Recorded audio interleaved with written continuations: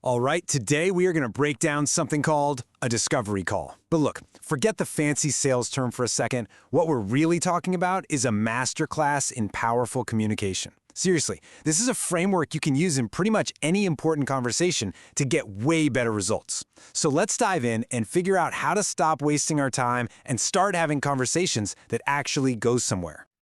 So let's kick things off with a number that's, well, it's kind of shocking. Over 50%. According to the research, more than half of the people you have an initial chat with in any professional setting, they're just not a good fit.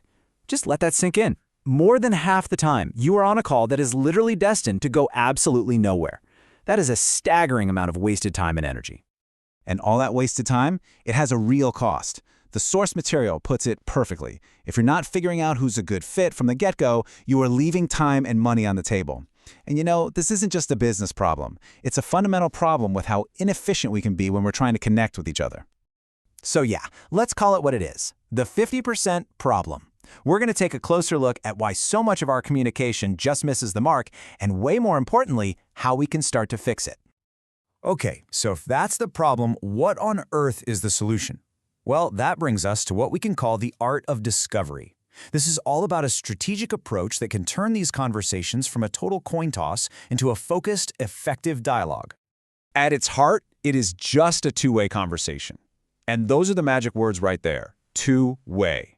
This is not a monologue, it's not a pitch. The only purpose, the only goal is to figure out if there is a mutual fit by genuinely understanding the other person's needs, their problems, their pain points, and what they're actually trying to achieve.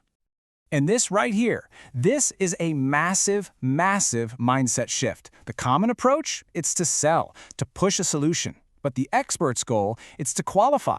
It's to figure out if there's even a good reason to keep the conversation going. The whole point is to either find a fantastic fit or, as the source says, to break up quickly so nobody's time gets wasted. Okay, so this brings us to the most actionable, nuts and bolts part of our whole explainer, the perfect question formula. This is the how-to for building a conversation that gets to the heart of what really matters. And the framework is built on 4 really simple pillars. First, you diagnose the actual need, like a doctor would. Second, you use open-ended questions to get real, thoughtful answers. Third, you ask the right number of questions. And finally, and this one is the absolute game changer, you listen way, way more than you talk.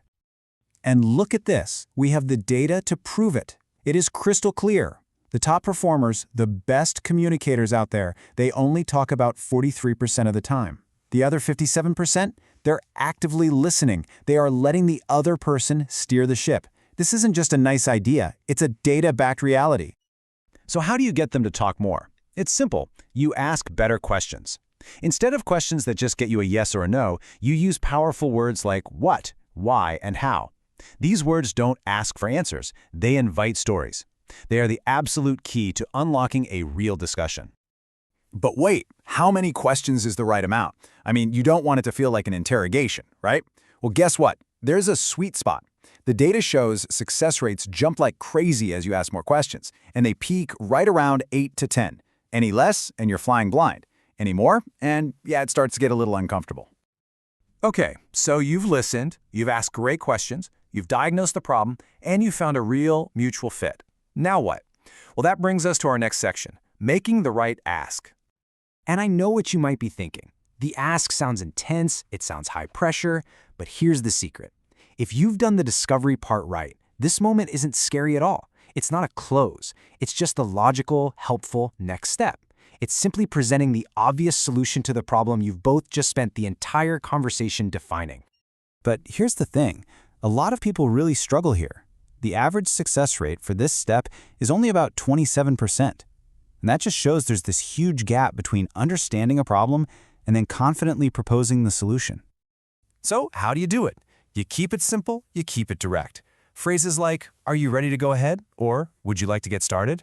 They're clear, they're low pressure, and they work. They feel like a natural end to a really collaborative conversation.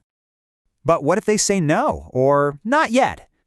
That brings us to our final crucial section, how to handle any objection without losing all that great momentum you've built. First, let's get another powerful mindset shift locked in. An objection is not a rejection. It is not a no. It's actually a request for more information. It's a sign that they're engaged, that they're thinking hard about this. It's basically an invitation to go deeper and clear things up.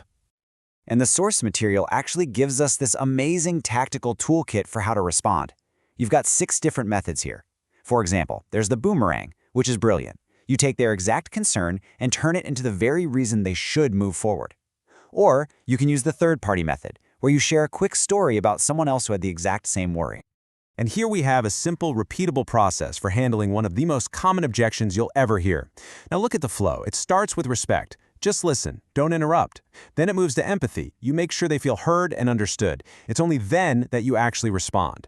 By the time you get to the confirmation step, you've turned a potential argument into a collaborative problem-solving session. It's just an incredibly respectful and effective way to keep the conversation moving. So if there's just one thing you take away from all this, let it be this.